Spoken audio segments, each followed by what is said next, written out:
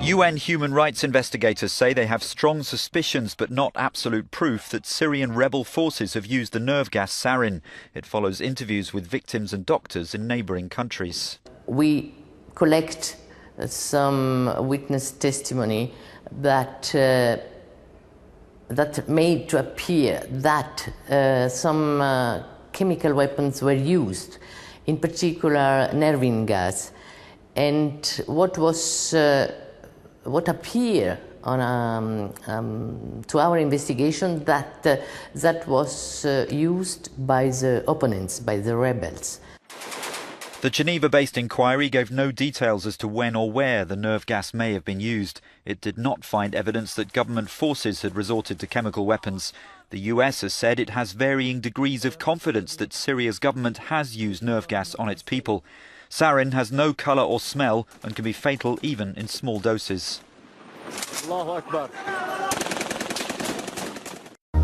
Welcome to the programme. The UN says there is evidence that chemical weapons have been used in Syria, but it suspects rebel forces are responsible, not the government.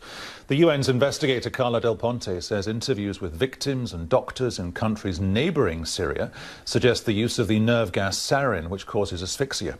It's classified as a weapon of mass destruction, and it's banned under international law. Let's hear what Carla Del Ponte was saying. During our investigation for crimes against humanity and war crimes, we collect some witness testimony that made to appear that some chemical weapons were used, in particular nervine gas, and what appeared on to our investigation that that was used by the opponents, by the rebels, and we have no indication at all that the government, the authority of the Syrian government, have used chemical weapons. Of course, now the special commission that the Secretary General put in place will investigate and tell us what it is exactly. But I was a little bit stupefied that the first indication we got, they were about the use of nervine gas by the opponents. Carla Del Ponte there. Let's take you live now to our Geneva correspondent Imogen Fulks, who's in Bern for us this hour on the webcam. So they don't have any hard evidence here, Imogen. They have testimony. What's the process? What do they go through next with this? But what I should say about this commission of inquiry is that right from the start, it started its work just over 2 years ago. The Syrian government has not allowed it into Syria itself. So all of its evidence has to come from people who have fled Syria, in this case as well, people who were in hospital, who appear to have been affected by something like some kind of nerve gas. So now they will be trying to find out exactly, yes, has this been used? If so, by whom? They have evidence pointing towards rebel groups. They have evidence that it was the nerve agent sarin. But as you heard Carla Del Ponte say, they don't have concrete proof. The other step would be that the UN Secretary General has appointed his own investigator to look specifically at the use of chemical weapons. But that team wants unimpeded access to Syria, and so far that has been refused. So a very difficult job, a bit of a surprise, I think, to Carla Del Ponte's colleagues that she came out and said this publicly at the point that she has. But she also stressed more investigation needs to take place. It is a fantastically complex situation on the ground, but if anyone is using chemical weapons, that's a game changer. So it kind of changes the dynamic of the conflict completely. It could.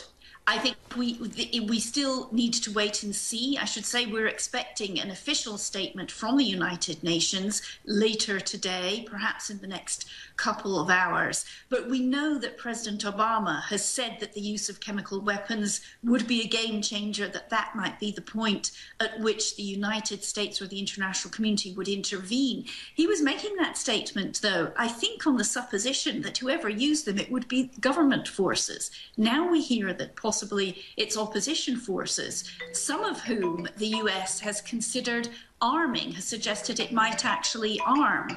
So, you know, very, very difficult. And I think there will be a lot of discussion now going on in Washington, in London, in Brussels about what the next step could be. Despite this terribly negative relationship between the UN, the West, the United States and the Syrian regime over the past, two and a half years, if only just to nail this down one way or the other, do they expect or are they asking for access to Syria afresh? I mean, is that a request that they are constantly reheating?